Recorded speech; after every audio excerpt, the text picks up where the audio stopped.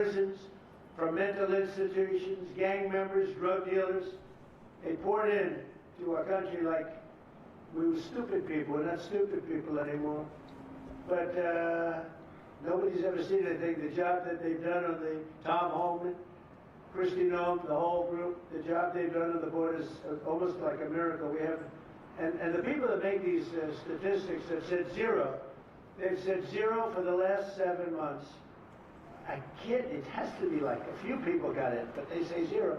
And they're radical left Democrats to do the scoring. So I can't imagine they did that for us. The truth is, we have no people coming into our country illegally. It's an amazing statistic, and I'm very proud of it. And we have the most people working in the United States today, by far, than we ever had in the history of our country. So those are all good numbers. But instead of pardon, some of my more enthusiastic staffers were already drafting the paperwork to ship Gobble and Waddle straight to the terrorist confinement center in El Salvador. And even those birds don't want to be there. You know what I mean? It was a tough. I'd like to thank the president of that country. They do a rather efficient job. It's going to be the largest prison in history. I've never seen anything like it. And a lot of people are behaving on our streets now. You know, Washington, D.C. is considered a safe zone. This was one of our most unsafe places anywhere in the United States. It is now considered a totally safe city. I won't tell you about murders. We're having murders, like a lot of murders, on a weekly basis. We haven't had a murder in 6 months. And it doesn't sound good even to say that. We haven't had a murder in 6 months. But when you are averaging 1 and even sometimes 2 a week, and you haven't had 1 in 6 months, you can walk with your family down the middle of any street, go to a restaurant, you won't get in. They're opening new restaurants all over, and it's really been a beautiful thing to see. So Washington, D.C. is now a totally safe city, and a year ago it was a criminal mess. We removed, Pam, 1,700 people, career criminals, and people that came to this city from Venezuela and many other places. They were let out of prisons, and they came here. There were Tren de Aragua, a lot of Tren de Aragua, that's from Venezuela. And we got them all the hell out of our country, or they're in prisons now. And you can walk down any street in Washington, and you're going to be just fine. And I want to thank the National Guard. I want to thank Pete Hegseth. The job you've done here is incredible. And I hear you having the same kind of success in Memphis, Tennessee. We had an even worse situation. And Memphis crime is down 64% in 3 weeks. And by the time you have 4 or 5 weeks, you can have it down almost where there won't be crime. And we could do that in Chicago, by the way, if they would let us. If the mayor was a low IQ person, but he should understand this is a very serious thing. You saw all the crime that took place last night, the night before. The woman with the burning, they burned the woman. They'll be talking about that now. They burned this beautiful woman riding in a train. A man was arrested 72 times. 72 times, think of that. And they'll let him out again. The liberal judges will let him out again. But we're ready to go. You know, we've been moving toward Chicago. We have a governor that thinks it's wonderful that only like 7 people were killed this week. But we are moving toward doing it. We're going to, if crime gets, it's horrible what's happening in Chicago. We can make Chicago a safe city in a period of 4 weeks. In a period of 8 weeks, 9 weeks, 10 weeks, it would be totally safe. And the people of Chicago want us to go there.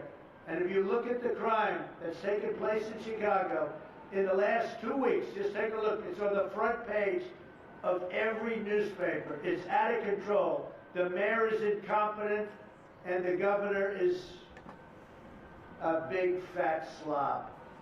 He ought to invite us in, say, please make Chicago safe. We're going to lose a great city if we don't do it quickly. Make Chicago. We'll do the same thing as we did in D.C., the same thing as we did everywhere we've gone.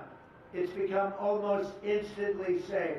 And I want to do it in Chicago. So Governor Pritzker, if you're listening, let's get your act together. Invite us in. We're going to make your place so safe. You're not going to have these crimes that are making the newspapers and the front page of every newspaper and television story, news story. We'll make Chicago a safe place very quickly. I looked at the various cases, granting mercy, discovering that the terrible trauma that everyone's going through. And I had a little bit of a Pritzker joke. I was going to talk about Pritzker in size, but when I talk about Pritzker, I get angry because he's not letting us do the job. So I'm not going to tell my Pritzker joke. They have a very cute little joke, you know. Some speechwriter wrote some joke about his weight. But I would never want to talk about his weight. I don't talk about people being fat. I refuse to talk about the fact that he's a fat slob. I don't mention it. On a more serious note, as we gather around the dinner table, I'd like to lose a few pounds too, by the way. And I'm not going to lose it on Thanksgiving, I can tell you that. Because I'm going to have a turkey, but it's not going to be that one. I hope all Americans will have the chance to enjoy the fellowship of family and friends and renew our faith in God's providence. 1 year ago, we were a dead country 1 year ago. The King of Saudi Arabia said it to me. He said it to me actually 4 months ago when I was in Saudi Arabia, Qatar, UAE. He said, you know, 1 year ago, the United States was a dead country, and now you've got the hottest country anywhere in the world. We're the hottest country. We have $18 trillion being invested as of now. We're not even close to being 1 year. The most ever was $2 trillion for a certain country I won't name during the last administration. In 4 years, they had less than $1 trillion being invested in the country. In 9 months, we have over $18 trillion. It's a number that nobody has ever even thought possible. And that's in building plants and building so many things, investments in our country. Nobody's ever seen anything like it. But we have more people working. We have more people praying. The churches are coming back. I don't know if you've been reading that story, but religion is coming back to America. Some people say, oh, why would you mention that? To me, that's a big deal. And this Thanksgiving, we're also making incredible strides to make America affordable again. Walmart announced that the cost of their standard Thanksgiving meal is 25% lower than just 1 year ago. That's a big deal. According to the USDA, the price of Thanksgiving turkey is down 33% from its Biden era highs.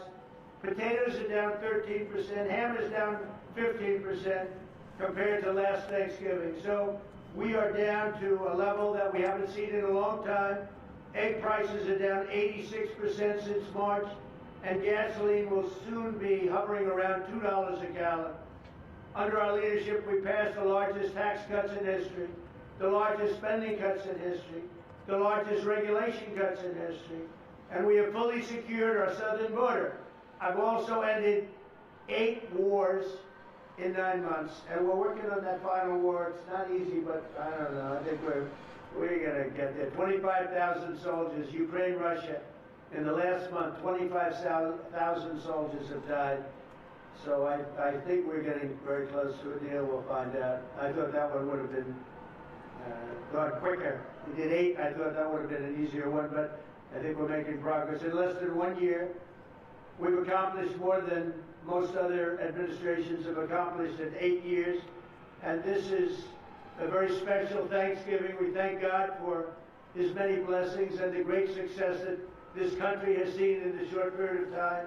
We draw strength from the love of family and friends, and we express our undying gratitude for the men and the women of the United States Armed Forces. We love them. We pray that peace and prosperity will continue to bless our land, and together we'll really just keep this great drive going to make America great again. MAGA, I think it's the greatest expression in the history of politics. Make America great again. So once again, Melania, thank you for doing such a great job and being such a great First Lady. And now let's go and give Gobble, Waddle. Waddle, by the way, is missing in action, but that's okay. We'll pretend Waddle is here. The gift that they've been waiting for. And I'll move over and I will just say very nicely. Gobble your pardon. Come on, let's say it in front of Gobble. Thank you very much, everybody.